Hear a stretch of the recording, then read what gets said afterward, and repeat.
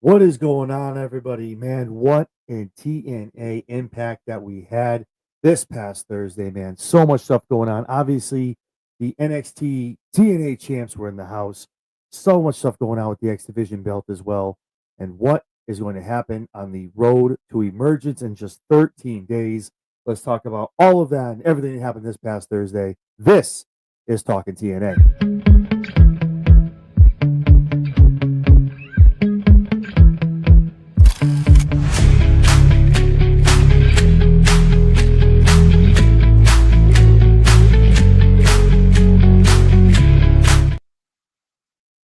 Hey everybody, how we doing? John Anthony, Chairshot Sports, a Sport Coin affiliate, and as always, powered by Zoa Energy. Man, I know it's Saturday night. It's a little late. We're already leaning into the SummerSlam weekend in WWE, but man, I could not come on here and not talk about all the stuff that happened this past Thursday in TNA.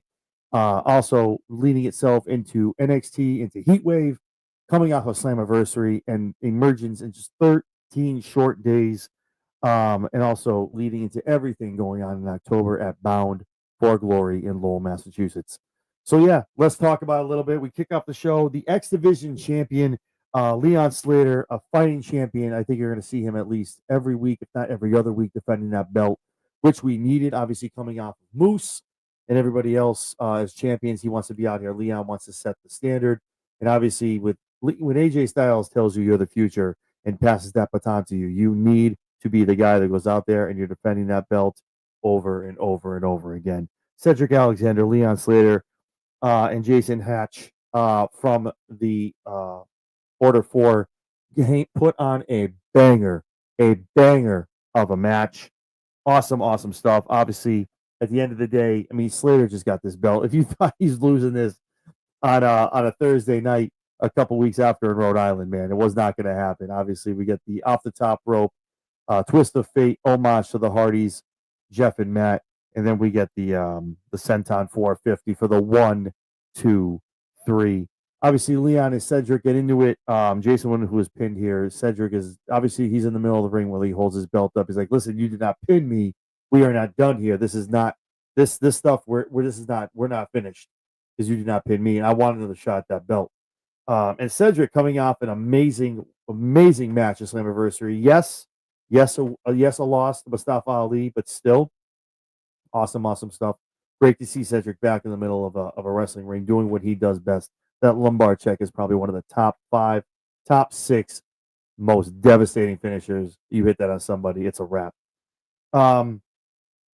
We go to Masha Slamovich in the back with an interview relating to her Knockouts Championship title match she's going to have later on with JC Jane. Pretty much letting everyone know, listen, I set the standard. I brought violence to this division. I made this title matter.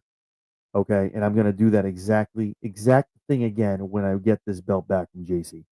JC and Masha are great what they do in the ring together. I love Masha Slamovich, man. Telling you right now, when she lost that belt at Slammiversary and being there live, man, the place went absolutely bonkers. Obviously, JC needed some nefarious tactics to get that done, but her and Masha in the ring, shut up and take my money. Good stuff. That match was awesome. We're going to talk a little bit about it down the road as we get closer to the main event that happened on Thursday night. Then, speaking of Slater, we're speaking about Cedric Alexander. We move into the back one more time, kind of going off of what I just said. These two are going back and forth. Cedric's like, listen, just saying that belt's kind of up for grabs. You didn't beat me. Leon's like, yeah, but I won. I'm still the champion. Cedric, yeah, but you didn't pin me. At least like obviously comedic stuff going back and forth. He obviously goes off camera. Yeah, I'm still the champion. And Cedric leans in. Yeah, but you didn't beat me. Gets back up. So that was awesome stuff. Those two, again, here for it. I'm pretty sure it emerges. Those two are going to get a match together. That's going to be great to see. Love it. Awesome. Action packed. High flying. It's going to be great. Get some women's tag team action going on. Indy Hartwell, Danny Luna taking on Jody Threat and Ariana Grace. Anytime we can get Ariana Grace on a television set, whether it's NXT, TNA, I'm here for it. Let's go. Awesome stuff. She does great heel work in that ring, which she did tonight. They were great at what they did. Great heel work back and forth for majority of the match. Toward the end, though, Jody accidentally pretty much takes out Ariana Grace. Luna landing 1, 2, 3. Indy and Luna are able to walk out of there with the win. Victoria Crawford in the front, kind of telling them, "Hey, awesome, good stuff. See what we can do here." So that was kind of funny to see. That storyline is definitely not done yet.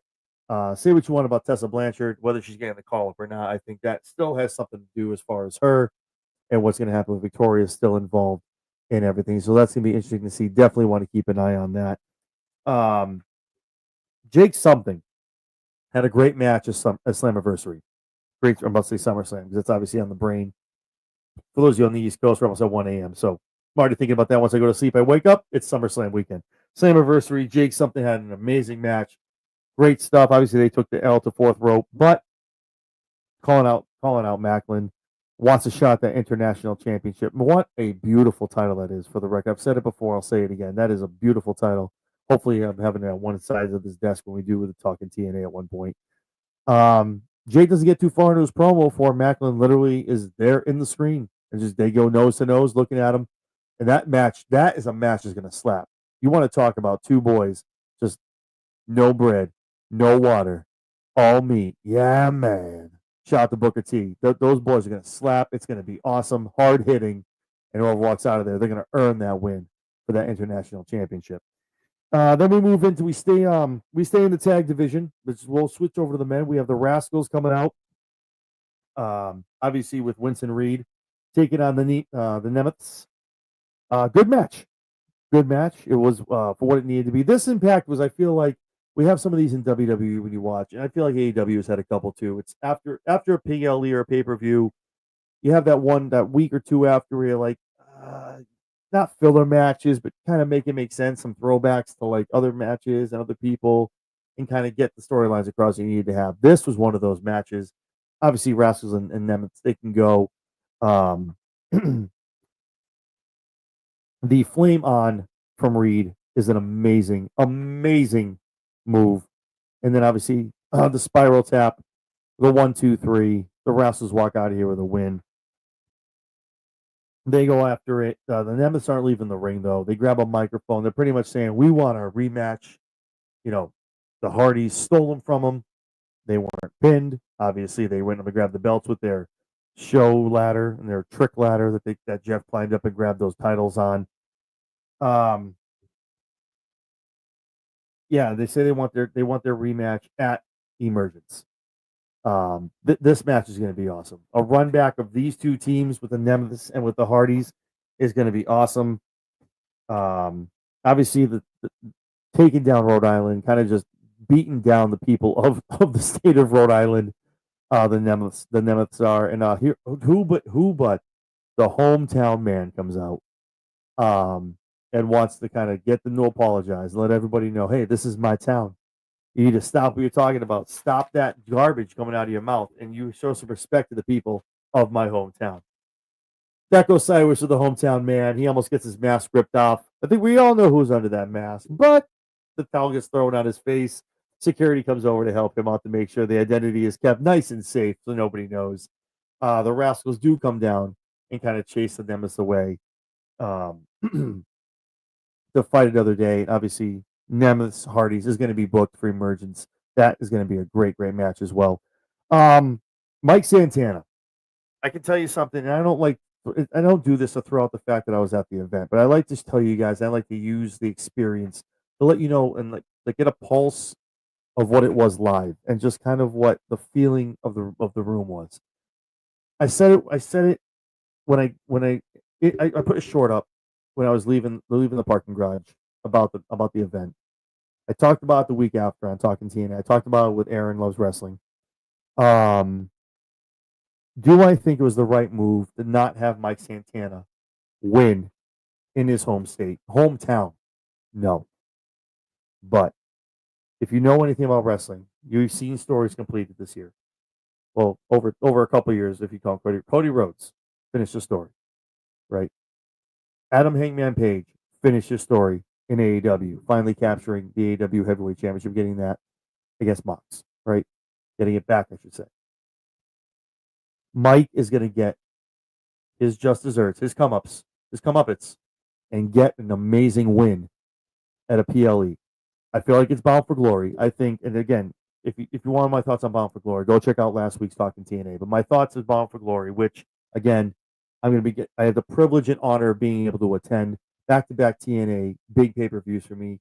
Can't make it over to Emergence. That's in Baltimore, Maryland. Little too far away. Still have work, but have the privilege of being a Slammiversary um, in July and having the privilege to go in Bound for Glory in October. I'm so excited.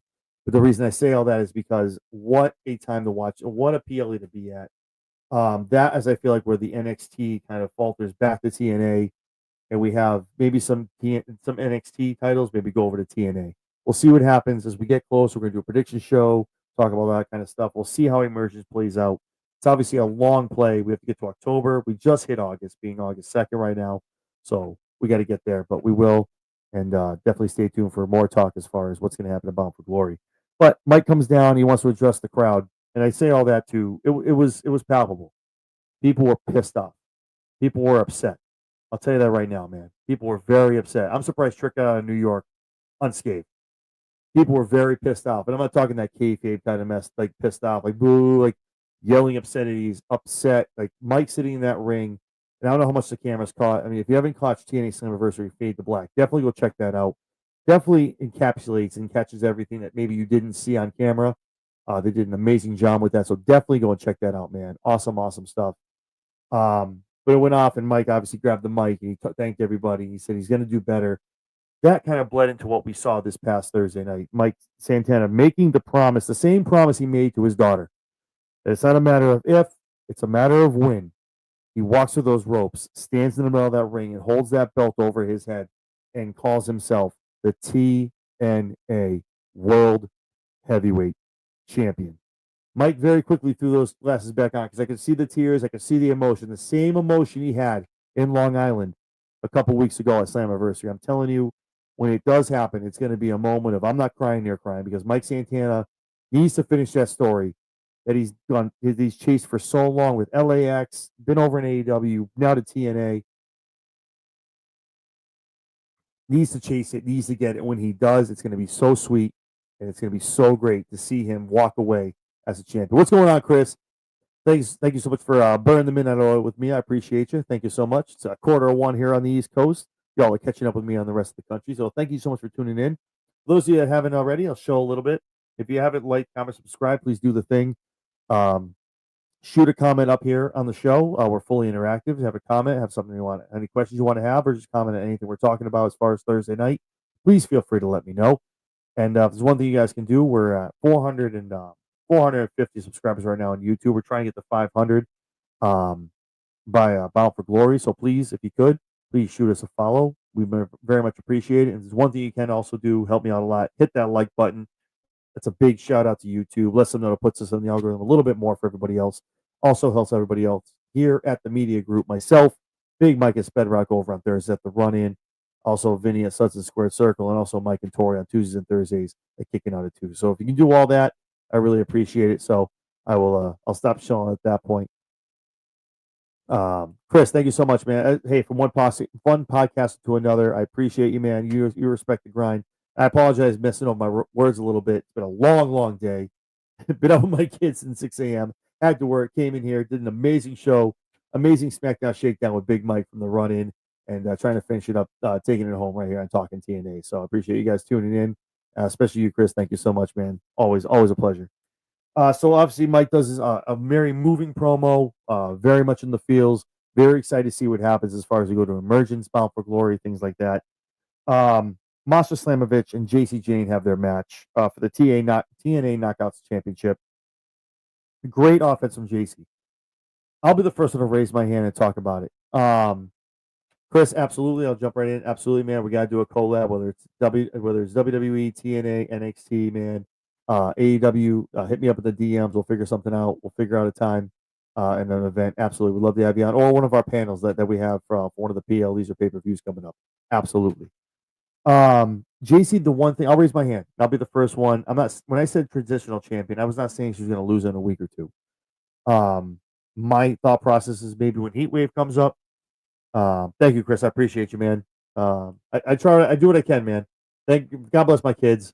I wake up in the morning, I'm tired as hell from doing these late at night. and keep going late into the next night. So we do what we can, right? It's why we play the game. Um, but yeah, so Heat Wave, I think coming up, it might be an opportunity maybe where she loses the NXT Championship if she is in fact going to be in a match for it. I think something goes into Bound for Glory or Emergence. We'll see what happens. They haven't announced anything. I'm waiting for next week for that to happen as far as the TNA Knockouts Championship.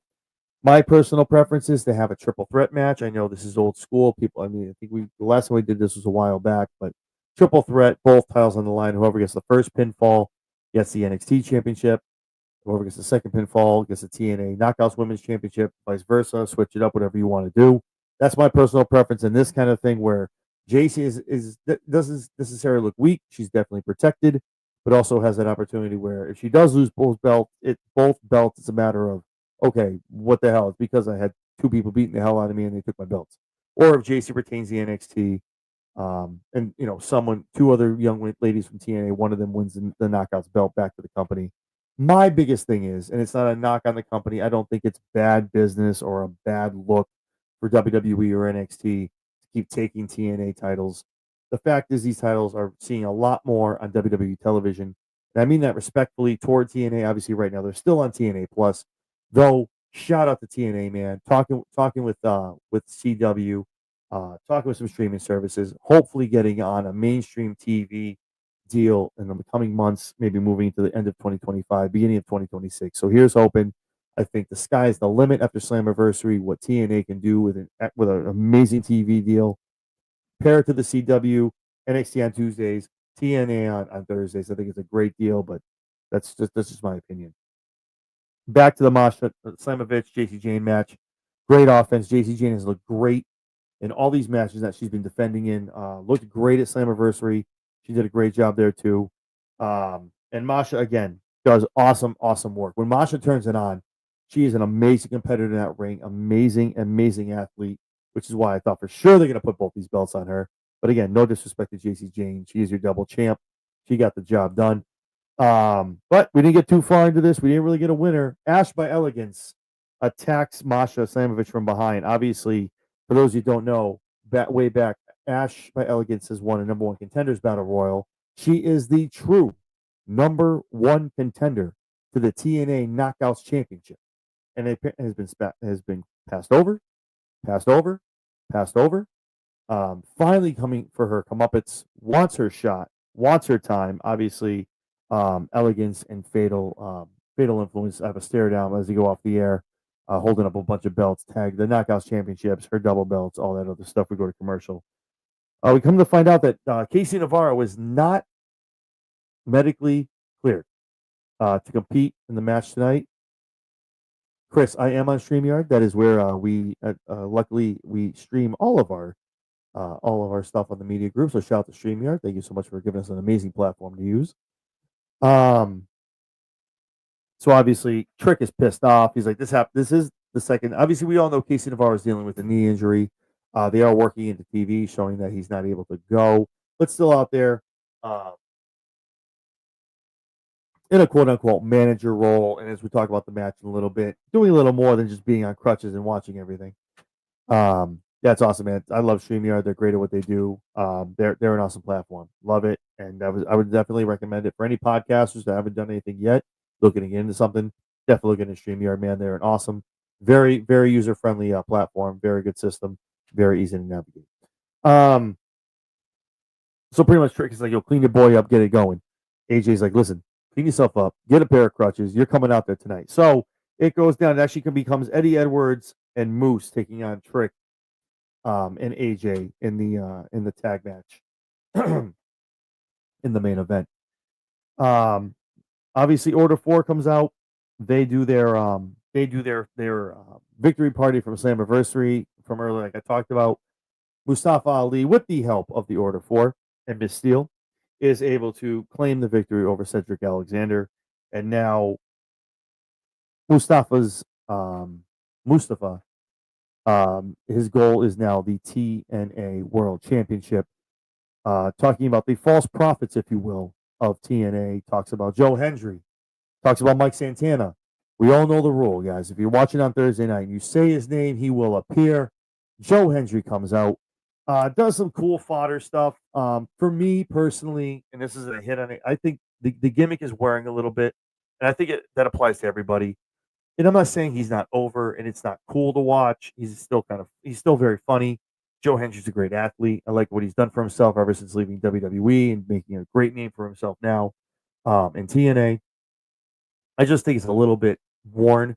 If you notice, somebody comes out, he doesn't do the turnaround anymore because it comes out to the real quick, Chris, wait, brother from another mother, wait a minute, you going to Victory Road? Oh my man, I'm jelly.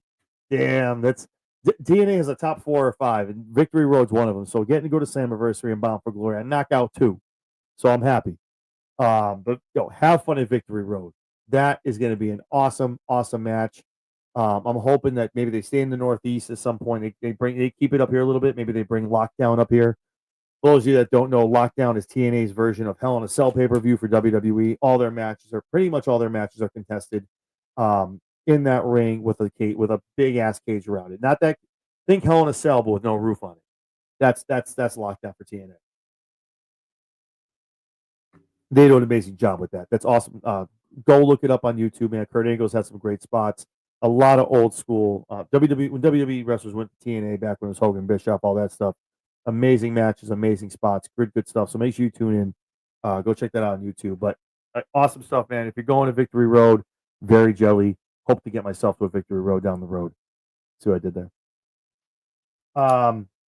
So Joe Hendry comes out. He comes out with a Slater puppet package as far as like all this stuff that what was going on. You have Secret Service, but we caught Slater doing all this stuff in the back. Very ha knee slap kind of funny stuff. Whatever.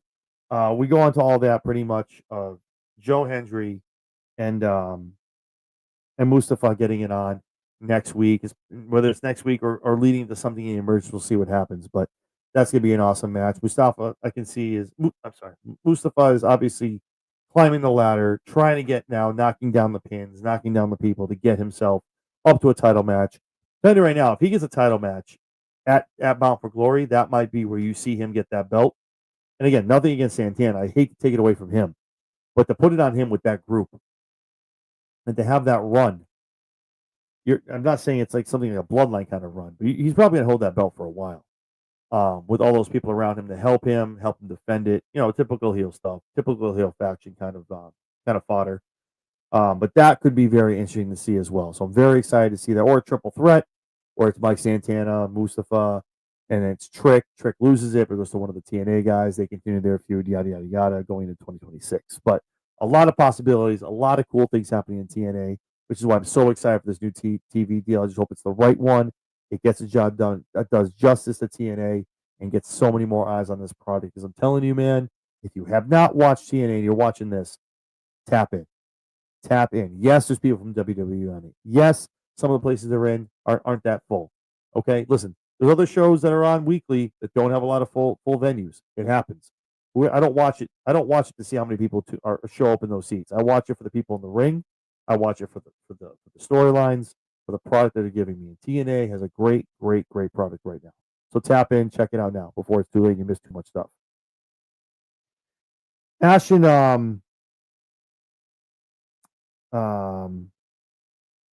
Ash is in the background. I'm sorry, is in the back talking to Santino.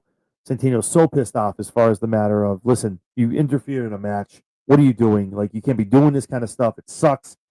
Does not help as far as we're trying to get these belts back. And what you're doing is you're over here just like screwing around, screwing everything up. Masha obviously comes in hot to take out Ash. Santino separates the two, says, listen. And, Ash is a good point. She is the number one contender and wants her shot. So Santino says, you know what? That's actually a great idea. So you know what we're going to do? Next week, you and JC Jane fight off each other. Let's see what happens. For the TNA Women's Knockouts Championship, whoever wins takes on Masha to defend the belt again in an actual match. That I can guarantee you is going to be an emergence and leading to something at Bound for Glory. Man, I cannot, and I'm not just saying this because I'm going, but if for any of you that's watching this and you plan on going somewhere in Lowell, if you haven't been to a TNA event, I mean, talk to Chris. He's going to Victory Road. Victory Road is going to slap. I'm not trying to pass over the other pay-per-views. Emergence is going to be good. Victory Road is going to be awesome as well. But listen, I'm not trying to pass those over, but I'm telling you, the fact that you have the Dudley Boys and the Hardys, and the Dudley's pretty much retirement match, and I can guarantee you a lot of stuff going on with NXT and TNA going down at what is their WrestleMania. I'm telling you, man, tap in, get involved now, and get your tickets. If you're in the area, get there. Come check out, come hang out with me, man. I'll buy a couple brews. We'll hang out, take some pictures. We'll talk wrestling. Have a great time, man. I've met up with some great people at Slammiversary. Going to SummerSlam in 2 more nights. I'm gonna be going over to actually tomorrow night. Now that it's after midnight, gonna be going over to MetLife Stadium in Jersey. Gonna meet up with so many other content creators, so many people that follow us on X and on YouTube and on TikTok. So excited to meet all these people. So excited to be at that event. So blessed to be doing what I do. I love this. And then actually, I'm not gonna lie to you, man. This segment actually kind of got me. Obviously, we do a lot of this. It's keep the kayfabe alive, whatever it is. The Sami Callihan interview. Moose said some pretty effed up stuff to Sami when he was in that ring after he beat him. And I mean, we all know. We all know that Sami has put on a little bit of weight. Chris, great question. We are on IG, on X and IG. We're on X, IG, and YouTube, and on Twitter. All at the same handle, at Chairshot Sports, all one word. If you nothing else usually comes up, I believe we're the only ones with that. We're working on getting the patent for that, actually, as bringing that up. But yeah, we are on everything, all socials at Chairshot Sports. So please shoot us a follow. We follow back 99.9% of the time. So if you want to get a follow and follow a great page, some great wrestling content, we post daily, pretty much on all platforms. So yeah, definitely give us a shot. The one thing you can do, like I talked about, we're 50 subscribers short on YouTube of 500.